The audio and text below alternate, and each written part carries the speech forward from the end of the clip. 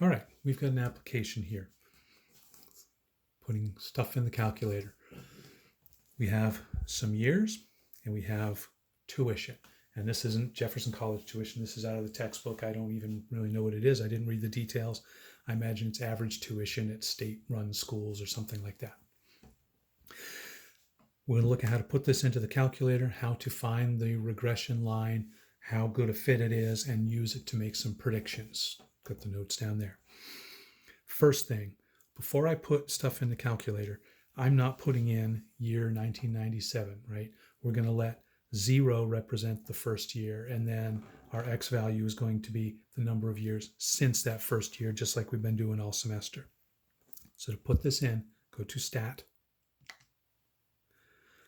Enter to choose Edit, and that brings you to your lists. You're going to put the year in list 1, and then arrow over and put the tuitions 9703 in list 2, 10115, etc.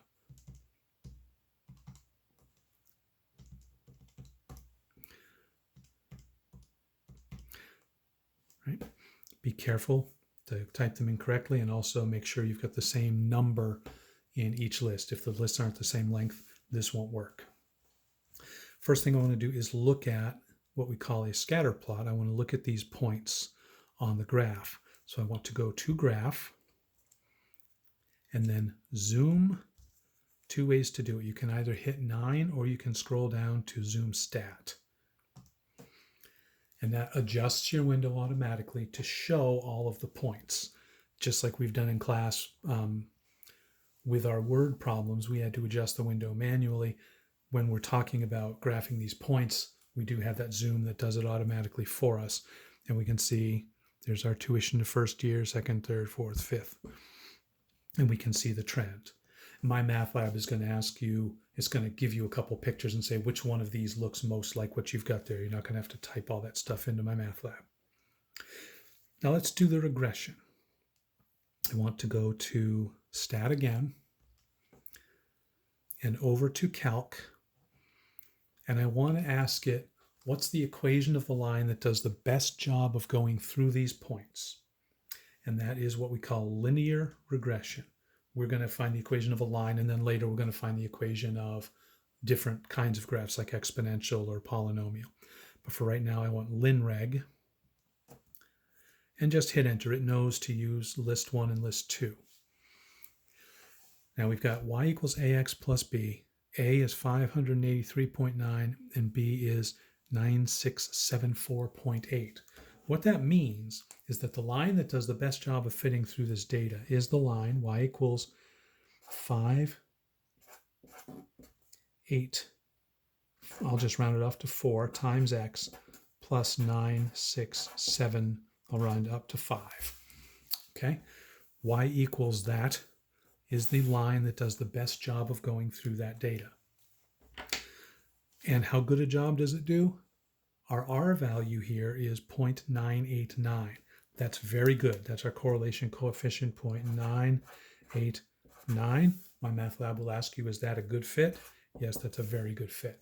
Remember, if this is close to 1, it's a good fit. If it's a very small number, close to 0, it's a very bad fit. Now, a couple things we need to look at here. If you're looking at your calculator and you don't see an R squared and an R, you need to do this. If you do see an R squared and an R, you don't need to do anything. If you don't see the R squared and the R, go second, 0 for catalog. And you'll see a whole bunch of things. You want to arrow down to a line that says diagnostic on. Hit enter again, and diagnostic will be turned on. Now when you go to Stat, over to Calc, and down to linreg, you should see the R squared and the R. I have no idea why we have to do that to get that information, but we do. All right, now let's go to our graph, and we see just those points again. We don't see the equation. And the reason for that is that we didn't put the equation into y1 to graph it. Let's do that. We could type it in there, or we could do it this way. I'm going to do it this way. I'm going to go to Stat, over to Calc, LinReg, and then I'm going to Store, which is, where does store go? It's right there. I'm going to store the result. No, I don't think I need to do that. I think I just need to do Stat, LinReg, and then vars, arrow over to yvars, enter for function, enter for y1, enter for execute. It gives us the same stuff again, but now if you go to y1, your equation should already be in there. And when you go to graph, you should see that line, and we see how good a job it does of going through all of those points. It doesn't exactly hit them all, but it comes pretty close. And we already know that because we had a high correlation coefficient. Let me show you that one more time. Stat, Calc, down to LinReg, enter, or you could just hit 4. And then if you practice this enough that you don't have to think about it, it's really easy. It's vars, arrow over, enter, enter, enter. And that gives us our graph.